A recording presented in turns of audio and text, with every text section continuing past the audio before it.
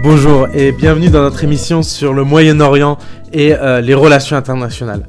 Donc cette semaine, on s'intéresse à Radio El Salam, une radio qui est née en Irak, à l'époque où une partie du territoire était occupée par l'État islamique et qui a été faite pour donner la voix aux différents réfugiés, aux différentes communautés dans un contexte de guerre civile.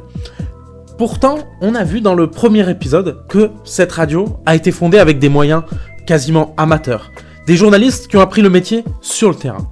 Mais la question qu'on peut se poser, c'est est-ce que cette radio a été écoutée ?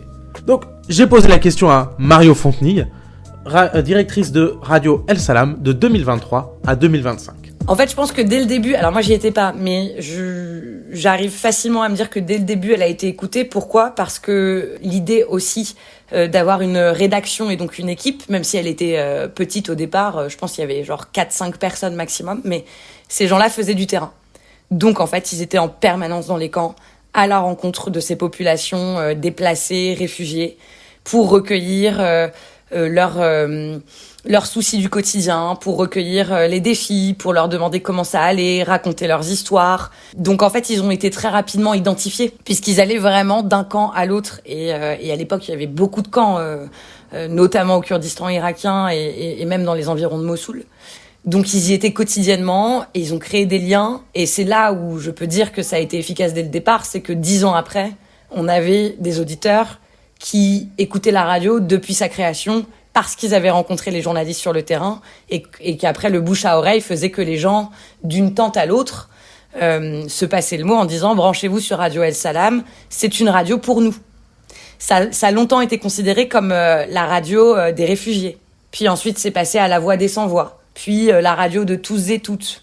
Mais en tout cas, ça a toujours été identifié comme la radio qui s'intéressait à des minorités ou des populations en détresse qui n'avaient pas forcément voix au chapitre dans une période géopolitique complexe et très violente. Alors, comme on a vu hier, ce média était d'intérêt public. Et c'est toujours difficile de mesurer l'intérêt public d'un média. En fait, bien souvent, c'est quand un média disparaît qu'on se rend compte de son intérêt, à quel point il était nécessaire à la population. Cependant, il y a quand même quelques petites anecdotes que Marion Fontenille, l'ancienne directrice de Radio El Salam, peut nous raconter qui évoquent à quel point ce média a pu être important pour les réfugiés et les populations locales en Irak. Alors en fait, je dirais que ce soit pour les réfugiés syriens, réfugiés en Irak, au Kurdistan irakien, ou pour les déplacés irakiens, la première chose, c'est la présence. Et c'est vrai que c'est le pouvoir de la radio, c'est ce côté très intime, encore une fois, d'écouter les mêmes personnes aux mêmes horaires, les mêmes journalistes aux mêmes horaires tous les jours. On voit pas leur visage, mais leur voix devient de plus en plus familière. Et la radio, elle tournait en boucle dans des tentes. Ça, c'est des gens que j'ai rencontrés qui sont toujours dans des camps, en l'occurrence des réfugiés syriens, donc qui sont au Kurdistan irakien depuis le début de la guerre en Syrie, c'était donc en 2011, et qui m'ont dit que depuis la création de Radio El Salam, elle tournait en boucle dans le salon ou dans la cuisine et qu'elle les accompagnait tout au long de la journée. Donc c'est une vraie présence. Et puis, il y avait aussi vraiment ce côté informatif. Parce que Radio El Salam, comme c'était créé et financé par des Français et financé majoritairement par des organisations ou des institutions françaises, c'était complètement indépendant. Dans un paysage médiatique régional, que ce soit en Syrie ou en Irak, c'est presque la mission impossible de créer un média local qui serait pas partisan, que ça soit d'un point de vue politique ou d'un point de vue communautaire. Ici, cette radio, en fait, elle appartenait à personne de la région. Et donc, il y avait une indépendance folle et il n'y avait pas de politique. C'est-à-dire que, évidemment, dans la période de guerre et l'après-guerre, c'est-à-dire la reconstruction, etc., ça ne voulait pas dire que c'était une radio bisounours où on parle que de success story où tout va bien. Non, on parle aussi des défis.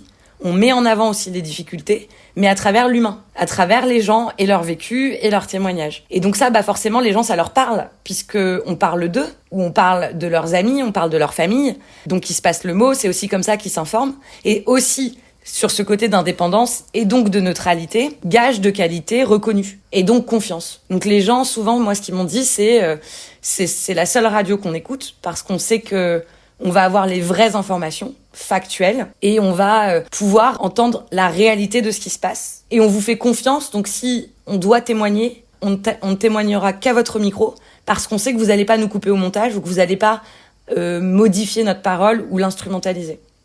Et ça, j'ai beaucoup de personnes rencontrées dans les camps qui m'en ont parlé. Il y a aussi certains qui sont dans les success stories, qui ont eu un petit élan en fait de succès.